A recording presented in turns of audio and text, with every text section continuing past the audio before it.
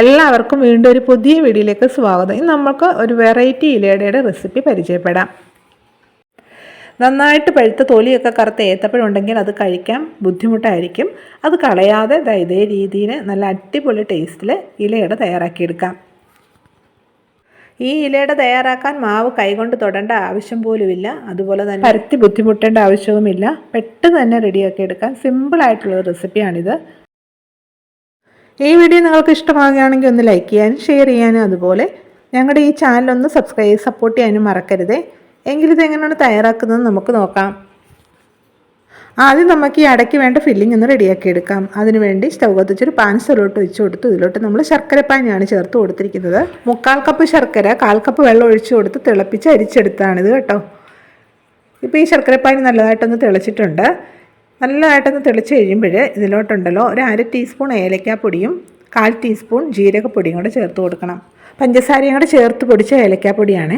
ഇനി നല്ലതായിട്ടൊന്ന് ഇളക്കിയെടുക്കണം.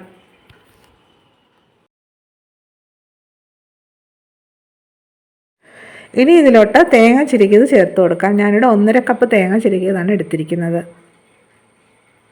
തേങ്ങ ഇട്ട് കൊടുത്ത് നല്ലതായിട്ടൊന്ന് മിക്സ് ചെയ്തെടുക്കണം.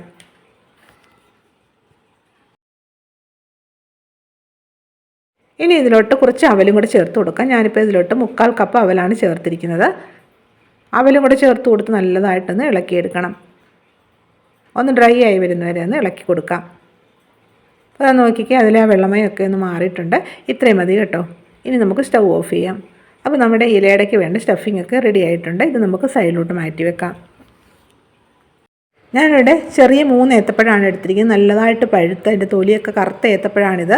നമുക്ക് കാണുമ്പോൾ തന്നെ മനസ്സിലാകും നല്ലതായിട്ട് പഴുത്ത പഴമാണെന്ന്.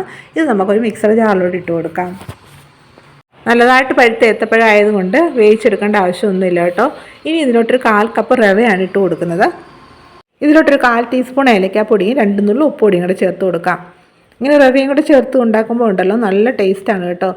അതുപോലെ അടയ്ക്ക് ഒട്ടലും ഉണ്ടാകത്തില്ല. ഇനി ഇതിലോട്ടൊരു 1/2 കപ്പ് വെള്ളം കൂടെ ചേർത്ത് കൊടുത്തിട്ട് നല്ലതായിട്ടൊന്ന് അരച്ചെടുക്കണം. നമ്മളിത് നന്നായിട്ട് അരച്ചെടുത്തിട്ടുണ്ട്. ഇനി ഇതിലോട്ട് ചേർത്ത് കൊടുക്കുന്നത് അരിപ്പൊടിയാണ്. ഞാനിപ്പോൾ ഇതിലോട്ട് 1 കപ്പ് വറുത്ത അരിപ്പൊടിയാണ് ചേർക്കുന്നത്. ഇടിയപ്പത്തിനും പത്തിരിക്കൊക്കെ എടുക്കുന്ന വറുത്ത അരിപ്പൊടി ഉണ്ടല്ലോ, അതാണ്. ഒരു സ്പൂൺ ഉപയോഗിച്ച് നന്നായിട്ടൊന്ന് മിക്സ് ചെയ്യണം.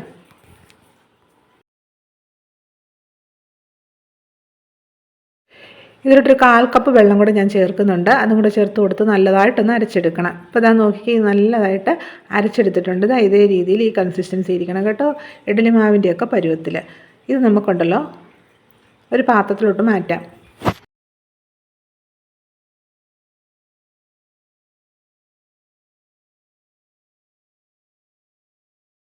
മിക്സർ ജാറിലോട്ട് 1 ടേബിൾ സ്പൂൺ വെള്ളം കൂടെ ഒഴിച്ച് കൊടുത്തിട്ട് അതുകൂടി ഇതിലോട്ട് ചേർക്കുന്നുണ്ട്. എന്നിട്ട് നന്നായിട്ട് ഒന്നുകൂടി ഒന്ന് മിക്സ് ചെയ്തെടുക്കണം.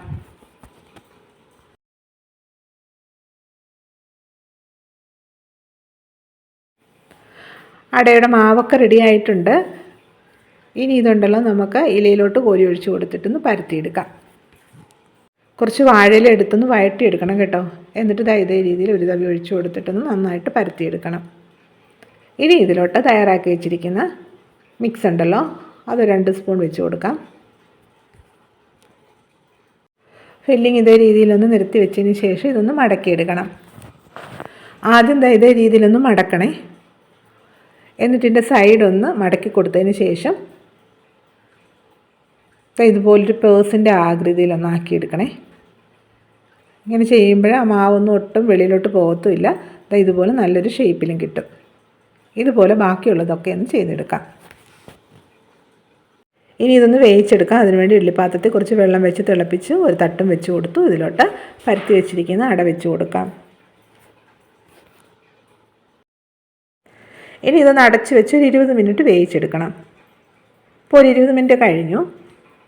നമ്മുടെ അടയൊക്കെ നന്നായിട്ട് വെന്തിട്ടുണ്ട്. നമുക്കൊന്ന് തുറക്കാം. ഇനിയും സ്റ്റൗ ഓഫ് ചെയ്യാം. എന്നിട്ടിത് ഇഡ്ഡലി തട്ടിൽ നിന്ന് മാറ്റി ഒന്ന് തണുക്കാൻ വേണ്ടി വെക്കാം. തണുത്തതിന് ശേഷം ഒരെണ്ണം നമുക്കൊന്ന് ഇളക്കി നോക്കാം. അതാ നോക്കി നമ്മുടെ അട നല്ല പെർഫെക്റ്റായിട്ട് തന്നെ കിട്ടിയിട്ടുണ്ട്. നല്ല അടിപൊളി ടേസ്റ്റിലുള്ളൊരു അടയാണ്. നമ്മൾ ഈ ഏത്തപ്പഴം കൂടെ ചേർത്തുകൊണ്ട് ഒരു പ്രത്യേക ടേസ്റ്റാണ്. നിങ്ങളെല്ലാവരും ട്രൈ ചെയ്ത് നോക്കണം. ഇനി പഴുത്ത തൊലിയൊക്കെ കറുത്ത ഏത്തപ്പഴം ഉണ്ടെങ്കിൽ ഇതേ രീതിയിലൊന്ന് ഉണ്ടാക്കി നോക്കണം. സൂപ്പർ ടേസ്റ്റി ആയിട്ടുള്ള അടയാണ്. ഉണ്ടാക്കി നോക്കിയിട്ട് നിങ്ങളുടെ അഭിപ്രായങ്ങൾ കമൻറ്റ് ചെയ്യാൻ മറക്കരുതേ. വീണ്ടും ഇതുപോലെ പുതിയൊരു വീഡിയോ ആയിട്ട് വരുന്നതായിരിക്കും. Bye bye.